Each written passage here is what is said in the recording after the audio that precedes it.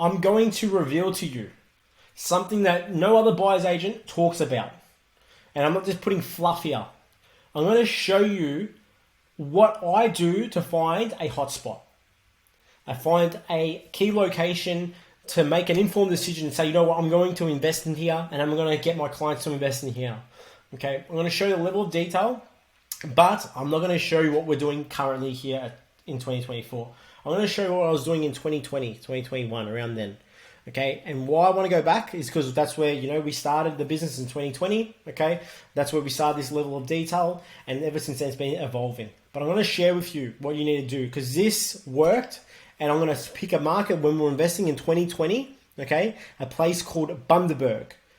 If you haven't heard of Bundaberg, Bundaberg's in Queensland. It's a regional town, one of the best performing markets in the last 3 to 4 years. It's grown 100% in the last 5 years. It's grown over 100% in the last 5 years. It's gone ballistic.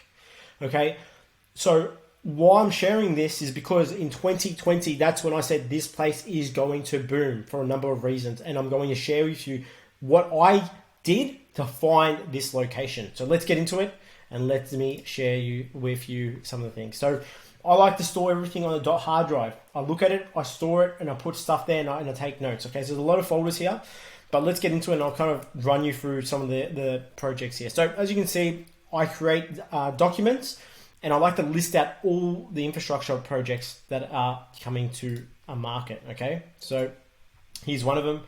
As you can see, I start to put down notes, okay, where I'm getting all this information. So I'm writing down all the projects that are here. Some of these projects start from a federal level, a state level, and a council level, okay? So we look at all three levels, and I'm understanding what's going on.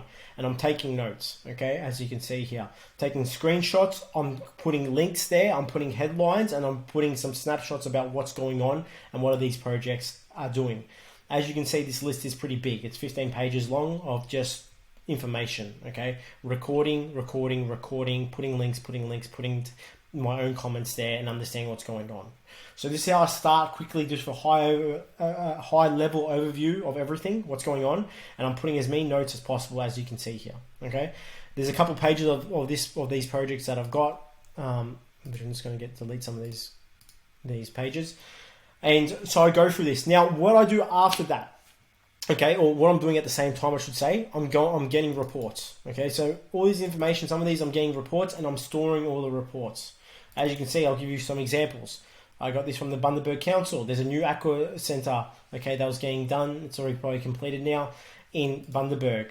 I was looking at other projects from the state level, okay, getting all the money getting spent on the Wide Bay region, okay. Now, you have to understand, you have to look at this and read it properly, because the Wide Bay region isn't just Bundaberg, okay, it's the whole region there, okay. As you can see, it's quite big. So it's Fraser Island's got Maryborough, Gympie, Kingaroy, and all that sort of stuff in there. So you got to understand, where is these projects getting developed, and understand that. So as you can see, Bundaberg here, some of the projects, there's about 6 projects there, and all the rest are around these other parts. So I was understanding that, and then going into that even further with a fine-tooth comb, and going and looking up that on the on the government website, downloading those reports and understanding where they're at. Are they approved? Are they under construction? Where's it at? Because sometimes if it's in discussion, like we know with governments, they can can it pretty quick.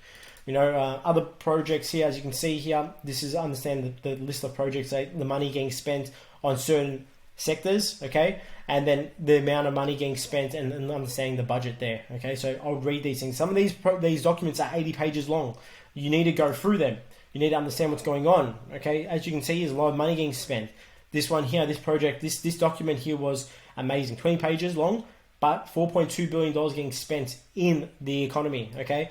3,200 jobs, okay, and they're targeting these sectors, as you can see here. So I would read these documents, read these reports, understand where they're at, go even further to understand where they're at, and then take some notes. So there's another document I take my notes, and I understand these are where these projects are at. So there's a lot of hard work here, but you need to do this when you're looking into these markets, okay. I have a look at as well metric levels, okay. So supply versus demand is one of the big key things that drive a property market, okay. This here was at the start of 2021, okay? So some of these are 2020, 2021. And so what I'm looking at is 30% of your research when it comes to understanding what makes a property market boom is it's supply versus demand. Pretty simple. So I would get all the suburbs, understand the supply, and then of course calculate it, and then there's your demand, okay? And I understand the ratio, okay? The lower the numbers, of course, the more demand in those pockets, but I want to know what suburbs are doing well and what ones were, you know, there's a little bit more stock there, okay? And understand where they're at in their market cycle. I'll get reports and take snippets, as you can see here, from SQM, okay? Back then, I'll understand where they're at and understand where the median house prices and the median rents and where they've gone, how much they've grown in the last few years. Okay, understand, of course, market risk, okay, which this is supply of building approvals in each suburb. Okay, so you can actually get the building approvals for each suburb, calculate and understand if there's going to be an oversupply in some of these areas here. So, which was something that was very important, because some suburbs are the fringe suburbs. You're going to get more building approvals in those areas, so more houses getting built, which will affect your supply, vacancy rates, inventory levels. You know, the list goes on. Okay, with some of these things that I was putting here. Okay, so that was the research back then.